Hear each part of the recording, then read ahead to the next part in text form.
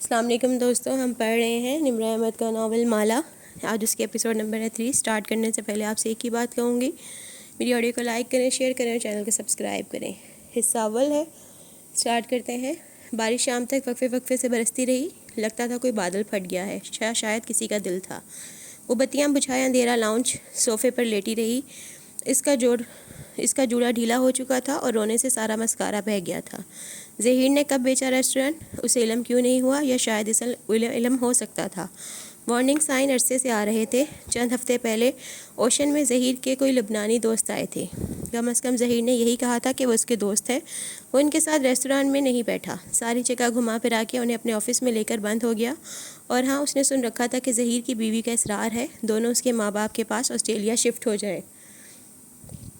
کوئی خاندانی مسئلے تھے۔ ظہیر نے اس سے پہلے بھی چند بڑے فیصلے مالا کو اعتماد میں لیے بغیر کیے تھے۔ اسے تبھی سمجھ جانا چاہیے تھا کہ وہ کبھی اس پر اعتبار نہیں کر سکتی، لیکن پھر بھی اس نے کیا۔ مالا باجی، جانے مغرب ڈوبے کتنا وقت بیتا جب ٹیرس کا دروازہ بجنے لگا۔ ممانی کی ملازمہ آئی تھی۔ وہ بد وقت اٹھی، آنکھیں صاف کیں، بال کانوں کے پیچھے اٹھ سے دروازہ کھولا۔ نسرین کے ہاتھ میں کانچ کی پلیٹ تھی جس پہ چاکلیٹ براؤنیز رکھی تھیں۔ یہ آپ کی ممانی نے بھجوائی ہیں۔ نیچے نگینہ آنٹی آئی ہوئی ہیں، اور ہاں، آپ کا فون آف ہے، آپ کی امی جی کی کال آئی تھی، پریشان تھی، ان کو کال کر لیں۔ جلدی بتا کے وہ مڑی، پھر واپس پلٹی اور ٹیرس کی لائٹ تو جلا دیں۔ وہ چونکی، اس نے واقعی آج کوئی بتی نہیں جلائی تھی۔ باہر اندھیرا پھیل چکا تھا، وقت کا احساس ہی ختم ہو گیا تھا۔ براؤنیز کی پلیٹ اس نے سینٹر ٹیبل پر رکھی اور خود وضو کرنے چلی گئی۔ قضا نماز ادا کی اور وہیں زمین پر جائے نماز پر بیٹھ گئی۔ آنکھوں سے آنسو ٹپ ٹپ پھر سے گرنے لگے۔ میرے ساتھ یہ کیوں ہوا ہے اللہ تعالیٰ؟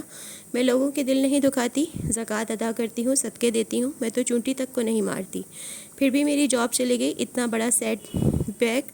دعا کے لیے ہاتھ اٹھائے، لیکن کیا دعا مانگے؟ کہاں سے شروع کروں دوبارہ؟ اسکوائر 1 سے 5 سال میں نے اس شہر میں اوشن کو سیٹ کیا، اپنی ایک سوشل لائف بنائی، اور ایک ہی دن میں سب ملیا میٹ ہو گیا۔ نظریں اندھیر لاؤنج میں نصب بک شیلف تک اٹھیں۔ اوپر سے پتہ نہیں کون میرے پیچھے پڑا ہوا ہے، میں کیا کروں اللہ تعالیٰ؟ وہ واپس صوفے پر آ بیٹھی، روئی آنکھیں میز پہ رکھی براؤنیز پہ جمی تھیں۔ صبح تک وہ ایک بہت اچھی جاب کی مالک تھی، ایک نیا بزنس پلان کرنے جا رہی تھی، اس کے پاس گھر جانے کا بھی وقت نہیں ہوتا تھا۔ زندگی مصروف اور پر امید تھی۔ شام ہونے سے پہلے وہ جاب لیس تھی۔ اس نے کھڑکی سے باہر پھیلے اندھیرے کو دیکھا۔ اس وقت وہ ہمیشہ ریسٹورنٹ میں ہوتی تھی، گہما گہمی کا وقت ہوتا تھا، لیکن آج وہ واپس زیرو پہ پہنچ کے گھر بیٹھی تھی۔ وہ بیٹھنے کی شوقین نہیں تھی۔ یہ الگ بات تھی کہ وہ بیکری بنانا چاہتی تھی، لیکن وہ ان لڑکیوں میں سے نہیں تھی جن کو چاکلیٹ اور آئس کریم خوش کر دیتی ہیں۔ ذرا سا میٹھا کھانے پہ بھی اسے پانی کا گھونٹ بھر کے اس ذائقے کو ختم کرنا پڑتا تھا۔ لیکن جہاں آج اتنا سب کچھ غلط ہو چکا تھا، وہاں براؤنیز ہی صحیح۔ اس نے ایک ٹکڑا اٹھا لیا اور بائٹ لی، میٹھی سی کڑواہٹ منہ میں گھل گئی۔ پھر اس نے موبائل آن کیا، ماں کے میسیجز آئے ہوئے تھے۔ اس نے کال بیک کی، کیسی ہے میری بیٹی؟ ماں اس کی آواز سے ہی کھل اٹھیں۔ فون کیوں نہیں اٹھا رہی تھیں؟ بس کام میں بزی تھی۔ تمہاری ممانی تو کہہ رہی تھی کہ تم شاید سوئی پڑی ہو، آج بتیاں بھی نہیں جلائیں۔ اف، لاہور تک بتا دیا انہوں نے کہ مالا نے بتی نہیں جلائی۔ میں کام کر رہی تھی ماں۔ وہ جھنجھلا گئی۔ ماں خاموش ہو گئی۔ تم نے آج ظہیر کو اپنا کوئی نیا بزنس پلان دینا تھا، اس کا کیا بنا؟ اس کے حلق میں آنسوں کا پھندا پڑ گیا۔ آواز آہستہ ہو گئی۔ آپ نے دعا مانگی تھی؟ ہاں بیٹے، میں نے دعا مانگی تھی کہ وہ ہو جو تمہارے حق میں بہتر ہو۔ اس نے سر کی آواز کے ساتھ سانس ناک سے اندر کھینچی۔ اصل میں کام نہیں بنا، ظہیر انٹرسٹڈ نہیں ہے۔ آواز کو نارمل بنانے کی کوشش کی، بلکہ وہ شاید باہر شفٹ ہونے کا سوچ رہا ہے، کہہ رہا تھا شاید ریسٹورنٹ بیچ دے۔ وہ اتنی جلدی اتنی بڑی بات نہیں بتا سکتی تھی، اس میں ہمت نہیں تھی۔ ایک لمحے کے لیے ماں خاموش ہو گئی۔ مالا، ان کی آواز ویسی ہی پرسکون تھی، اس نے تمہیں بغیر بتائے ریسٹورانٹ بیچ دیا ہے نا؟ مالا کی آنکھوں سے زاروں قطار آنسو گرنے لگے۔ اس نے بد وقت لبوں پہ ہاتھ رکھ کے سسکی اندر روکی۔ کیسے پتہ چل جاتا تھا ماں کو ہر بات کا؟ دفع کرو اس کو، تم گھر آ جاؤ، عزا کی شادی ہے، مل کے اٹینڈ کریں گے۔ انہوں نے بڑے تحمل سے بات بدل دی۔ ماں کو اس کے کام کی کامیابی یا ناکامی سے کوئی فرق نہیں پڑا تھا۔ ان کو بس 2 چیزوں کی فکر ہوتی تھی، ان کے بچوں نے نماز پڑھی یا ان کے بچوں نے کھانا کھایا۔ ماں کی کال بند ہوئی تو کچھ دیر بعد ہی ماہی کی ویڈیو کال آنے لگی۔ اسے معلوم تھا خبر کینیڈا تک پہنچ گئی ہوگی۔ ماں بتا رہی تھی ظہیر نے تم سے پوچھے بغیر ریسٹورنٹ بیچ دیا۔ ایپرن پہنے کچن میں کھڑی ماہی شدید غصے میں لگ رہی تھی۔ چھوٹے بال پونی میں بندھے تھے اور ہاتھ میں کفگیر تھا۔ اس کے اپنے مسئلے تھے ماہی۔ اس نے ماہی سے آنسو چھپانے کی کوشش نہیں کی۔ مسئلے کی ایسی تیسی، اور تم ایسی ہی نہ جاب چھوڑ دینا، ریسٹوران کی 2-4 کھڑکیاں توڑ کے آنا، اور میں تو ظہیر کو پاکستان میں ایسا بدنام کروں گی تم دیکھنا۔ میرے ساتھ اس کے کچھ رشتہ دار ایڈ ہیں فیس بک پہ، یہ اپنے خاندان میں کسی کو منہ دکھانے کے قابل نہیں رہے گا، میں بتا رہی ہوں۔ ماہی کفگیر کو گھما گھما کے کہہ رہی تھی۔ اس کا بس نہیں چل رہا تھا اس سے ظہیر کا سر توڑ دے۔ تم ایسا کچھ نہیں کرو گی ماہی، میں بہت پہلے ہی تھکی ہوئی ہوں، وہ رہان سی ہو کے بولی۔ ماہی کچھ کہنے لگی، پھر بھویں اکٹھی ہوئیں۔ تم کیک کھا رہی ہو؟ تمہیں کب سے میٹھا پسند ہو گیا؟ کیک نہیں ہے، براؤنیز ہے، وہ بھی تمہاری فیوریٹ بیکری کی۔ مومانی نے مہمانوں کے لیے منگوائی ہیں، کوئی نگینہ آنٹی آئی ہیں۔ اس نے آنسو رگڑ کے صاف کیا اور براؤنی کی ایک اور بائٹ لی۔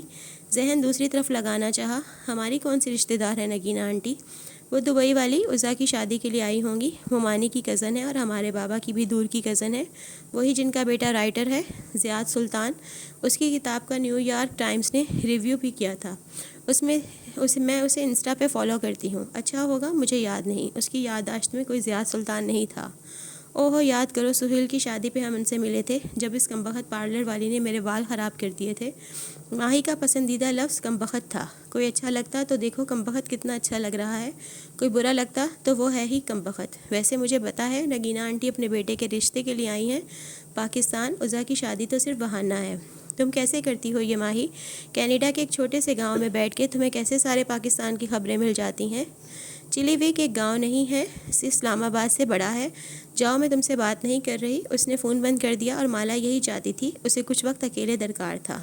براؤنی ہاتھ میں لیے وہ ٹیرس پہ آ گئی۔ اس نے ابھی تک وہاں کی بتی نہیں جلائی تھی۔ بالوں کا ڈھیلا جوڑا کھل گیا اور اب وہ اس کے کندھوں پہ بکھرے تھے۔ ٹیرس گیلا تھا، بلکہ ٹیرس کیا، ساری کالونی گیلی تھی۔ جگہ جگہ اسٹریٹ پولز رات کا اندھیرا دور کرنے میں ناکام تھے۔ وہ ریلنگ کے ساتھ کھڑی تازہ ہوا کو سانس کے ذریعے اندر اتارنے لگی۔ ذہن پھر سے ظہیر کی طرف چلا گیا۔ قانونی طور پر ظہیر نے کچھ غلط نہیں کیا تھا، اور اخلاقی طور پر اس نے کچھ درست نہیں کیا تھا۔ نیچے سے آتی آوازوں نے اس کا دھیان بٹا دیا۔ اس نے گردن جھکا کے دیکھا۔ نگینہ آنٹی لوگ پورچ میں کھڑے تھے، غالباً رخصت ہو رہے تھے۔ مومانی اور ماموں ان کو سی آف کرنے گیٹ تک آئے۔ نگینہ آنٹی سر پر سفید دوپٹہ لیے ہوئی تھیں، کندھوں پہ شال تھی، باوقار سی لگتی تھیں۔ مالا نے بہت عرصے پہلے ان کو دیکھا تھا۔ ان کے بارے میں ہمیشہ یہی سنا تھا کہ بہت نیک خاتون ہے، جن کا ایک فرما بردار سا بیٹا ہے جو اسے یاد نہیں تھا۔ وہی بیٹا اس وقت ماں کے لیے فرنٹ سیٹ کا دروازہ کھولے کھڑا تھا۔ اس کی کشمالہ کی طرف پشت تھی۔ اس نے گردن مزید اونچی کر کے دیکھنا چاہا۔ دروازہ بند کر کے وہ کار کی دوسری جانب گیا، سینے پہ ہاتھ رکھ کے ماموں کو ایک دفعہ پھر خدا حافظ کہا اور ڈرائیونگ ڈور کھولا۔ اب اس کا چہرہ مالا کے سامنے آیا۔ وہ کافی دراز قد تھا، بال سلیقے سے سیٹ تھے، جینز پہ سفید ڈریس شرٹ پہن رکھی تھی جس کے آستین کف سے فولڈ کیے ہوئے تھے۔ سانولی رقت اور پرکشش نقوش، ایسے کہ نگاہ نہیں ٹھہرتی تھی۔ وہ تھوڑی دیر کے لیے اپنے سارے مسئلے بھول کے اس کو دیکھے گئی۔ ٹال، ڈارک اینڈ ہینڈسم، اس کے ذہن میں یہی الفاظ آئے تھے۔ تو یہ تھا زیاد سلطان، انٹرسٹنگ۔ دروازہ کھولتے ہوئے زیاد کی نظر اوپر اٹھی، جیسے اسے احساس ہو گیا تھا کہ کوئی اسے دیکھ رہا ہے۔ وہ جو ایک ہاتھ ریلنگ پر جمائے دوسرے سے براؤنی کھا رہی تھی، گڑبڑا کے جلدی سے پیچھے ہوئی۔ دل زور سے دھڑکا، اف کتنا برا لگا ہوگا، مگر نہیں، ٹیرس اندھیرے میں ڈوبا ہوا تھا، زیاد کو نظر نہیں آیا ہوگا۔ ہاں ٹھیک ہے، اس نے خود کو تسلی دی۔ گاڑی کے ٹائر باہر نکلنے کی آواز آئی تو وہ واپس سیدھی ہوئی، پھر ٹیرس کی بتی جلائی اور اندر آ گئی۔ آپا جلدی میں چلی گئیں اس لیے پوچھ نہیں سکا۔ اندر آ کے موبائل اٹھایا تو کیف کا میسج سامنے تھا۔ صبح کتنے بجے کام پہ آؤں؟ وہ ذرا دیر کے لیے اپنا غم بھولی تھی، ایک دم سے سب تازہ ہو گیا۔ اس نے 9 بجے لکھ کے بھیج دیا۔ اسے صبح ایک دفعہ پھر روشن جانا تھا۔ وہ صوفے پہ آلتی پالتی کیے بیٹھی تھی اور لیپ ٹاپ گود میں رکھ لیا۔ وہ اسے کانٹریکٹ پڑھنا تھا جو ظہیر نے اس کے ساتھ کیا تھا۔ اسے یاد تھا کہ وہ بنا 3 ماہ کے نوٹس کے اسے جاب سے نہیں نکال سکتا تھا، اور اگر وہ نکالتا تو اسے کتنا مداوا بھرنا تھا۔ وہ ظہیر سے لڑائی نہیں کرے گی، چیخے چلائے گی یا اس کو الزام نہیں دے گی، یہ اس کی فطرت میں نہیں تھا، لیکن وہ اس سے اپنا حق ضرور لے گی۔ اگلی صبح گزشتہ روز جیسی ہی روشن اور خوبصورت اتری تھی، لیکن کشمالہ مبین کے لیے سارا شہر بے رونق اور اداس ہو گیا تھا۔ وہ کاغذوں کا پلندہ لیے صبح صبح ظہیر کے آفس میں گئی اور دروازہ بند کر دیا۔ اسٹاف اور ویٹرز آس پاس تونوں اور دیواروں کے پیچھے کھڑے ہو کے سننے لگے۔ سارا ماحول سہما اور اداس تھا۔ کیف اس کے انتظار میں بار کاؤنٹر کے ساتھ اونچے اسٹول پہ بیٹھا تھا. کاؤنٹر ٹاپ پر رکھے کافی کے مگ میں چمچ ہلاتے ہوئے اطراف کا جائزہ لے رہا تھا. جب سیڑھیوں پر آہٹ ہوئی, اس نے نظریں اٹھا کے دیکھا. وہ زینے اتر رہی تھی. اس نے سیاہ لمبی قمیض کے ساتھ سفید دوپٹہ کندھے پہ ڈالا ہوا تھا, بالوں کا جوڑا بندھا تھا اور ایک لٹ دائیں گال کو چھو رہی تھی. آج اس نے ٹاپس نہیں پہنے تھے. پیروں میں سفید ہیلز تھیں اور پیشانی پر ابھی تک بل تھے. چہرہ تمتمایا ہوا تھا. ہاتھ میں ایک باکس تھا جس میں اس کی چیزیں تھیں.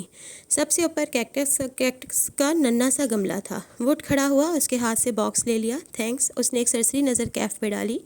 اس کے نئے جاگرز آج بھی اجلے سفید تھے, البتہ حلیہ وہی تھا, بڑی شیو, ماتھے پہ آئے نو عمر لڑکوں جیسے بہلدار بال, ٹی شرٹ پہ کالر والی شرٹ جس کے بٹن سامنے سے کھلے تھے, چہرے پہ مسکراہٹ اور ہاتھ پیچھے کو بندھے ہوئے. یس باس, مجھے مال تک جانا ہے, تم ڈرائیو کرو گے؟ کار ریموٹ اس کی طرف بڑھایا اور خود آگے بڑھ گئی. کیف باکس اٹھائے اس سے 2 قدم پیچھے تھا. یکدم کشمالہ کو احساس ہوا کہ وہ رک گیا ہے. اس نے پلٹ کے دیکھا. وہ ریستوران کے ہال کے مرکزی دیوار کے سامنے رکا ہوا تھا. گردن اونچی اٹھائے وہ دیوار کو دیکھ رہا تھا. وہ دیوار بذات خود ایک پینٹنگ تھی. وہاں ایک منظر بنا تھا, ساحل کی ریت, پیچھے نظر آتا نیلا سمندر جس کی سطح پہ دھوپ چمک رہی تھی. ایک جھولا جو ریت پہ ستونوں سے نصب کیا گیا تھا. جھولے پر ایک کتاب درمیان سے کھول کے الٹی رکھی تھی. منظر اتنی خوبصورتی سے پینٹ کیا گیا تھا کہ حقیقت کا گمان ہوتا تھا. دیوار کے آگے فرش پہ اصلی ریت اور سپیاں بکھری تھیں. وہ صرف پینٹنگ نہیں تھی, 3D پینٹنگ تھی. کیف کی نظریں دیوار کے نچلے کونے تک گئیں. وہاں مالا کے نام سے دستخط تھے. 7-5 برس قبل کی تاریخ درج تھی. اس نے گردن موڑ کے ستائشی نظروں سے مالا کو دیکھا جو اس کی منتظر کھڑی تھی. یہ آپ نے پینٹ کیا ہے؟ چلے. وہ بنا کسی تاثر کے بولی اور دروازے کی طرف اشارہ کیا. وہ گہری سانس لے کر اس کے ساتھ ہو لیا. آپ ایلوین آرٹسٹ بھی ہیں؟ مجھے اندازہ نہیں تھا, وہ اس کے پیچھے چلتے ہوئے کہہ رہا تھا. پرانی بات ہے. وہ جیسے اس بات کو کوئی اہمیت نہیں دے رہی تھی. کیف خاموش ہو گیا. راستے میں وہ خاموشی سے کھڑکی سے باہر دیکھتی رہی. 1-2 بار نگاہ اٹھا کے کیف کی طرف دیکھا تو احساس ہوا کہ اس نے بیٹھتے ہی بیک ویومر چھت کی طرف کر دیا تھا تاکہ ڈرائیور اور سواری ایک دوسرے کو نہ دیکھ سکیں. سفورہ درست کہہ رہی تھی. اس کا کزن ڈیسنٹ ہے, ورنہ ہر ڈرائیور بیک ویومر سے گھورتا ضرور تھا. سنو, تم ڈرائیورس یونیفارم نہیں پہن سکتے, میں ایسے ہی ٹھیک ہوں. وہ موڑ کاٹتے ہوئے بولا. اس کے انداز میں ایک عجیب بے نیازی تھی جو کبھی کبھی کشمالہ کو کھلتی تھی. لیکن خیر, وہ باہر بھاگتی ٹریفک کو دیکھنے لگی. دھوپ کے باعث سبز آنکھوں کی پتلیاں سکوڑ رکھی تھیں. باس, آپ کیا کریں گی؟ اپنے جاب آورس کے لیے پوچھ رہا ہوں. کل ہمیں لاہور جانا ہے 1 ہفتے کے لیے. واپس آ کے اس بارے میں بات کریں گے. مال کی پارکنگ میں کیف نے کار روکی تو باہر نکلنے سے قبل مالا نے سرسری انداز میں کہا, مجھے گھنٹہ لگ جائے گا, چاہو تو گھوم پھر لو, چاہو تو بیٹھے رہو. کیف نے محض سر ہلا دیا, کہا کچھ نہیں. کچھ دیر وہ یوں ہی مال کی راہداریوں میں چلتی رہی. دن کا وقت تھا اس لیے بہت رش نہیں تھا. اسے عزا کے لیے گفٹ لینا تھا لیکن دل نہیں چاہ رہا تھا. پہلے جب کبھی وہ خاندان کی شادیوں پہ جاتی اس کو سیلیبریٹی ٹریٹمنٹ ملتی تھی. کشمالہ ان سب کی کامیاب انٹرپرینیور کزن تھی, اپنے پیروں پہ کھڑی عورت. وہ مہنگی گفٹس دیتی تھی. لوگوں سے ملتے ہوئے بھی ہاتھ میں موبائل آن ہوتا. وہ ساتھ ساتھ اسلام آباد آفس کو مانیٹر کر رہی ہوتی تھی. اب اس کے پاس کرنے کو کچھ تھا ہی نہیں. سوشل میڈیا سے جلد ہی سب کو علم ہو جائے گا کہ اوشن بند ہو رہا ہے. ہر کوئی اس سے سوال کرے گا. اف. وہ اپنی کیفیت میں چلتی جا رہی تھی جب ایک احساس ہوا, کوئی اسے دیکھ رہا ہے. چلتے چلتے اس نے گردن موڑی. دائیں بائیں پیچھے وہاں بہت سے لوگ تھے لیکن سب اپنی سمت جا رہے تھے. کوئی بھی اس کی طرف متوجہ نہیں تھا. اس نے جھرجھری لے کر جھٹکا. شاید اسے وہم ہوا تھا. ایک ڈیزائنر برانڈ نے اس کا ایک کامدار جوڑا لیا. عزا کے ٹیسٹ کے مطابق ٹھیک تھا. شاپ سے باہر نکلی تو سیدھ میں ایک بک شاپ نظر آئی. اس کی گلاس وال کے اس پار کیف کھڑا تھا. وہ کاؤنٹر پہ پیمنٹ کر رہا تھا. وہ اس کی طرف چلی آئی. کیف نے اسے نہیں دیکھا. کشمالہ کی طرف اس کی پشت تھی. وہ موبائل کان اور کندھے کے درمیان لگائے شاپنگ بیگز کاؤنٹر سے اٹھا رہا تھا. دبی آواز میں کچھ کہہ بھی رہا تھا. آواز اتنی ہلکی تھی کہ کچھ سنائی نہ دیا, نہ وہ سننے کی خواہش مند تھی. کیف اپنی موجودگی کا احساس دلانے کے لیے پکارا. ایک دم جھٹکے سے مڑا. موبائل چھوٹ گیا. شاپنگ بیگ بھی نیچے گر گیا. وہ ڈر کے ایک دم پیچھے ہٹی. سوری, میں نے تمہیں ڈرا دیا. نہیں, میں کسی اور خیال میں تھا. کیف کی رنگت تبدیل ہوئی جیسے وہ لمحہ بھر کے لیے پریشان ہوا ہو, مگر فوراً سے سنبھل گیا. جلدی سے موبائل اٹھانے جھکا جو کشمالہ کے قدموں کے ساتھ گرا تھا. اس نے گردن جھکا کے دیکھا. اس پہ کال ملی ہوئی تھی. وائٹ ہیئر لکھا ہوا نظر آ رہا تھا. کیف نے جلدی سے فون اٹھایا اور کال کاٹ کے اسے جیب میں ڈال دیا۔ میرا ایک انکل ہے، اس سے بات کر رہا تھا۔ اب وہ پنجوں کے بل بیٹھا شاپنگ بیگ سے نکلا سامان اندر واپس ڈال رہا تھا۔ میں فری ہوں، چلیں، اس نے نظر انداز کیا۔ البتہ وہ دیکھ سکتی تھی کہ اس کے ہاتھ میں ایک اسکیچ بک اور چند گریفائٹ پینسلز تھیں جنہیں وہ جلدی جلدی سمیٹ رہا تھا۔ پھر وہ کھڑا ہوا، نظر کشمالہ کے ہاتھوں پہ گئی، فوراً ہاتھ بڑھایا۔ یہ مجھے پکڑا دیں، نو پرابلم، میں اٹھا سکتی ہوں۔ وہ آگے جانے لگی لیکن کیف سامنے آیا اور ادھر لائیں کہتے ہوئے نرمی سے اس سے شاپنگ بیگ لے لیا۔ وہ بنا کچھ کہے آگے بڑھ گئی لیکن اسے اچھا لگا تھا، اس نوجوان میں بہت مینرز تھے۔ بس یونیفارم والی بات پہ میں ایسے ہی ٹھیک ہوں والا ایٹیٹیوڈ نہ ہوتا تو وہ بہترین ملازم تھا۔ کشمالہ کے تجربے کے مطابق ایٹیٹیوڈ والا ملازم زیادہ دیر تک ملازم نہیں رہ سکتا تھا۔ دیکھتے ہیں یہ کتنا عرصہ ٹکتا ہے۔ کافی لیں گی؟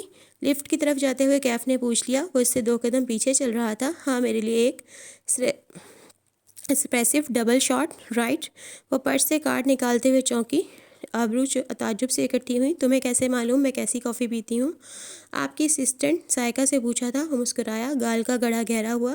نہیں، میں تمہیں اپنا اسسٹنٹ نہیں رکھنے لگی، حالانکہ آپ کو ایک نئے اسسٹنٹ کی ضرورت ہے۔ اس کے ہاتھ سے کارڈ اچکتے ہوئے مسکرا کے بولا، سائقہ کو اوشن جیسی تنخواہ دینا آپ افورڈ نہیں کر سکتی۔ جلد یا بدیر آپ کو کوئی نیا کام شروع کرنا ہوگا۔ اس وقت کم تنخواہ پہ اگر کوئی دستیاب ہے تو وہ میں ہوں۔ کافی لاؤ، شاباش۔ آبرو سے اشارہ کیا۔ وہ مسکراتا ہوا آگے بڑھ گیا۔ کیف نے اسے گھر ڈراپ کیا تو وہ اسے صبح جلد آنے کی ہدایت دیتے ہوئے کار سے نکلی، پھر شاپنگ بیگس لیے سیڑھیوں کی طرف بڑھ گئی۔ وہ وہیں گیٹ کے اندر کھڑا موبائل پہ اپنے لیے رائڈ بک کروانے لگا۔ اس وقت گھر پہ کوئی نہیں ہوتا تھا۔ مومانی ورکنگ وومن تھی، بچے اسکول کالج والے تھے۔ وہ بیگس لیے سیڑھیاں چڑھنے لگی اور ٹیرس پہ آئی تو رک گئی، بیگس وہیں فرش پہ رکھ دیے، گردن موڑ کے پیچھے دیکھا۔ موبائل کان سے لگائے ادھر ادھر ٹہل رہا تھا۔ اسی پل چہرہ اٹھا کے اوپر دیکھا۔ کشمالہ کے چہرے کی پریشانی بھانپ کے وہ الرٹ سا ہوا۔ موبائل نیچے کیا اور سوالیہ انداز میں آبرو اٹھائے، ادھر آؤ۔ اس نے 2 انگلیوں سے اوپر آنے کا اشارہ کیا۔ وہ تیزی سے اندر آیا، سیڑھیاں 2 کر کے پھلانگی، انداز چوکنا تھا۔ ٹیرس کے دہانے پہ آ کے وہ رک گیا، نظریں فرش سے ہوتی ہوئی داخلی دروازے تک اٹھ گئیں۔ تم نے پوچھا تھا نا میرے پچھلے گارڈز جاب کیوں چھوڑ جاتے ہیں، یہ ہے اس کی وجہ۔ کشمالہ نے فرش کی طرف اشارہ کیا۔ سیڑھیوں کے اختتام پہ خون پڑا تھا، بہت سا خون، جیسے کسی نے پیالہ بھر کے انڈیل دیا ہو۔ خون کے چھینٹے دیوار پہ بھی آئے ہوئے تھے اور وہ ابھی تک گیلا تھا۔ کیا یہ پہلے بھی کبھی ہوا ہے؟ وہ احتیاط سے پیر بچاتے ہوئے اوپر آیا، پھر ایک جگہ اکٹھے ہوئے گیلے خون کے ساتھ پنجوں کے بل بیٹھا۔ گردن جھکا کے غور سے دیکھا، ایک گارڈ نے اسی وجہ سے جاب چھوڑی تھی، اور دوسرے نے اسی لیے کہ کسی نے پتھر مار کے میری کار کا شیشہ توڑ دیا تھا، اور تیسرا وہ گردن جھکائے خون کا معائنہ کر رہا تھا۔ اس کو میں نے خود نکالا تھا، وہ اسموکنگ کرتا تھا۔ اس نے بے چینی سے خون آلود فرش کو دیکھا، عجیب وحشت ہو رہی تھی یہ سب دیکھ کے۔ پھر اس نے دیکھا پنجوں کے بل بیٹھا زمین پہ بیٹھا کیف خون کی طرف انگلی بڑھا رہا ہے۔ ہاتھ مت لگاؤ اسے، پتہ نہیں کس کا خون ہے۔ کیف نے آنکھیں اٹھا کے اسے دیکھا، بولا کچھ نہیں، واپس سر جھکایا اور 2 انگلیاں خون میں ڈبوئیں۔ پھر سرخ پوروں کو چہرے کے قریب لا کے سونگھا۔ اس کے بعد اسے انگوٹھی اور انگلیوں کے درمیان مسلا، جیسے کپڑا مسل کے چیک کرتے ہیں۔ یہ خالص خون نہیں ہے، اسے پتلا کیا گیا ہے۔ وہ چونک گئی، پتلا کیوں؟ تاکہ یہ جلدی خشک نہ ہو اور آپ کے پیروں کے ساتھ لگ جائے۔ اصل خون جلد گاڑھا ہو کے جم جاتا ہے۔ کشمالہ نے سر جھکا کے اپنی سفید ہیلز دیکھی، وہ صاف تھیں۔ کیف اب کھڑے ہوتے ہوئے ٹیشو سے ہاتھ صاف کر رہا تھا۔ کوئی آپ کو ڈرانے کی کوشش کر رہا ہے؟ اس نے تھک کے گہری سانس لی۔ اگر تم جاب چھوڑنا چاہتے ہو تو ابھی سے بتا دو، مجھے کل لاہور جانا ہے، میں ڈرائیور کا بندوبست کر لوں گی۔ میں کیوں جاب چھوڑوں گا؟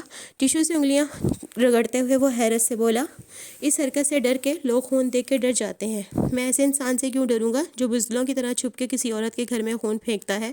وہ اس کے سامنے آ کھڑا ہوا۔ مروڑا ہوا خون آلود ٹیشو اس کے ہاتھ میں تھا۔ میں نے آپ سے وعدہ کیا تھا آپ کی حفاظت کا، آج میں آپ سے ایک اور وعدہ کرتا ہوں کہ میں اس شخص کو ڈھونڈ کے آپ کے پاس ضرور لاؤں گا۔ وہ سنجیدگی سے کہہ رہا تھا، کچھ تھا اس کے انداز میں، یقین دلانے والا، بے خوف کر دینے والا۔ اس کے تنے اعصاب ڈھیلے پڑنے لگے۔ اس نے ممنونیت سے کیف کو دیکھا، بولی کچھ نہیں۔ وہ اب سوچتی نظروں سے اطراف میں دیکھ رہا تھا۔ کوئی CCTV نہیں ہے؟ بتایا نا، یہ لوگ لگوانے نہیں دیتے، گھر کے باہر لگا ہوا ہے ایک CCTV، اس میں کبھی کوئی نظر نہیں آیا۔ چوکی دار بھی موجود ہے، وہ کسی کو یوں داخل نہیں ہونے دیتا۔ ضروری نہیں ہے کوئی باہر سے آیا ہو۔ وہ ٹیرس کی ریلنگ کے ساتھ چلتے ہوئے نیچے دیکھ رہا تھا۔ گھر کے کسی ملازم کو پیسے دے کر بھی یہ کام کروایا جا سکتا ہے۔ ناممکن؟ ماموں کے ملازم بہت پرانے ہیں، ہم سب ہر موقع پہ ان کی مدد کرتے ہیں، وہ ایسا کیوں کریں گے؟ آپ ان کو پیسے سے خوش رکھتی ہیں، وہی پیسہ کوئی زیادہ دے تو وہ اس کا کام کر دیں گے۔ پیسہ ہر وقت ہر ایک کی ضرورت ہوتا ہے باس، آپ اس سے کسی کو بھی خرید سکتے ہیں۔ وہ منڈیر سے جھک کے کچھ دیکھ رہا تھا۔ تمہیں بھی؟ کیف ٹھٹک کر رکا، پھر آہستہ سے اس کی طرف پلٹا۔ وہ سینے پہ بازو لپیٹے سنجیدگی سے اسے دیکھ رہی تھی۔ وہ ہوتا ہے نا موویز میں، باڈی گارڈ کو سب سے پہلے خریدا جاتا ہے۔ اگر میرا اسٹاکر فرش پہ گرے خون کی طرف اشارہ کیا، تمہیں خریدنا چاہے تو کیا کرو گے؟ لمحے بھر کو ٹیرس پہ سناٹا چھا گیا۔ آپ کسی سے پوچھیں کہ وہ بک سکتا ہے تو وہ کہے گا نہیں، میں بھی یہی کہوں گا، وقت کے ساتھ آپ کو خود اندازہ ہو جائے گا۔ وہ ہلکا سا مسکرا دی۔ میں مذاق کر رہی تھی، تم جاؤ، تمہاری رائڈ آ گئی ہے۔ نیچے اوبر بائک پہنچ چکا تھا۔ کیف نے بائیکر کو اشارہ کیا، پھر واپس اس کی طرف پلٹا۔ پریشان تو نہیں ہے اس خون سے؟ نہیں، اس نے نفی میں سر ہلا کے کندھے اچکائے۔ اب مجھے عادت ہو گئی ہے، اور تم نے کہا نا وہ مجھے مارنا نہیں چاہتا۔ لیکن جب وہ چلا گیا تو مالا کو احساس ہوا کہ خون دیکھے سے ایک دفعہ پھر سے وحشت شروع ہو گئی تھی۔ وہ جوتے بدل کے آئی اور فرش صاف کرنے لگی۔ پہلے خون صاف کیا، پھر پائپ لگا کے فرش دھویا۔ جب تھک ہار کے لاؤنج میں واپس آئی تو مغرب اتر رہی تھی۔ آج پھر سے کسی نے ٹیرس پہ خون پھینکا ہے۔ ماہی کو میسج لکھا، پھر مٹا دیا، پھر لکھا، پھر مٹا دیا، پھر تیسری دفعہ لکھ کے سینڈ دبا دیا۔ کینیڈا کے شہر چلی ویک میں مہابینا اور آباد کے گھر کا واحد بیڈ روم خاموشی میں ڈوبا تھا۔ ماہی کروٹ کے بل سو رہی تھی جب میسج ٹون سے اس کی آنکھ کھلی۔ وہ ایک دم اٹھ بیٹھی، وقت پلٹ کے دیکھا، عباد گہری نیند سو رہا تھا۔ ماہی نے چھوٹے کانوں کے پیچھے اور سر فون اٹھا کے کھولا۔ چہرہ موبائل کی نیلی روشنی سے روشن ہو گیا۔ میسج پڑھ کے اس کی آنکھوں میں فکر مندی اتر آئی۔ انگلیاں ٹائپ کرنی، اٹس ہم لکھ کے بھیج دیا۔ پھر دبے قدموں والے ہاف تلے سے نکلی۔ اس نے آدھی آستین کا گاؤن پہن رکھا تھا، بال کھلے تھے، ننگے پیر لکڑی کی فرش پر چلتی دروازے تک آئی۔ ذرا سے چلنے پہ بھی آہٹ سنائی دیتی تھی۔ لیونگ روم میں ٹی وی کنسول کے نیچے بنے کیبنٹ کو وہ چند لمحے دیکھتی رہی، کھولے یا نہ کھولے۔ پھر اس نے کونے والی کیبنٹ کھولی، جھک کے اندر سے ایک اسکیچ بک نکالی اور سیدھی ہوئی۔ اسکیچ بک کے درمیان میں کہیں گریفائٹ پینسل رکھی تھی۔ ماہر نے پینسل والے صفحے کو کھولا، وہاں ایک تصویر بنی تھی۔ وہ چند لمحے اس تصویر کو دیکھتی رہی۔ مالا کے ساتھ جو کچھ ہو رہا تھا اس کا ذمہ دار یہ چہرہ تھا، اس کی آنکھیں، اس کی فاتحانہ مسکراہٹ۔ وہ اس چہرے کو بنا پلک جھپکے دیکھ رہی تھی۔ عجیب بے بسی اور نفرت کا احساس ہو رہا تھا۔ اس نے اسکیچ بک واپس رکھ دی، پھر دیوار پر نصب گھڑی کی طرف دیکھا۔ فجر کا وقت ہونے کو تھا۔ وہ مالا کے لیے کچھ نہیں کر سکتی تھی، کیونکہ مالا اس کی نہیں سنتی تھی۔ کوئی ماہی کی نہیں سنتا تھا۔ وہ صرف دعا کر سکتی تھی۔ وہ دعا کرے گی اور سب ٹھیک ہو جائے گا۔ ماہی کی دعائیں عموماً قبول ہوا کرتی تھیں۔ یہ بھی ہوگی۔ وہ خود کو تسلی دیتی ہوئی وضو کرنے چل دی۔ تو دوستو، یہ تھی آج کی ایپیسوڈ۔ امید کرتی ہوں آپ کو پسند آئی ہوگی۔ اگر آپ کو میری آڈیو اچھی لگی ہے تو اسے لائک کریں، شیئر کریں، چینل کو سبسکرائب کریں۔ کائنڈلی سبسکرائب ضرور کر کے جایا کریں۔ آپ کا ایک سبسکرائب کسی کی زندگی بدل سکتا ہے۔ اللہ حافظ، کل پھر ملیں گے، دعاؤں میں یاد رکھیے گا۔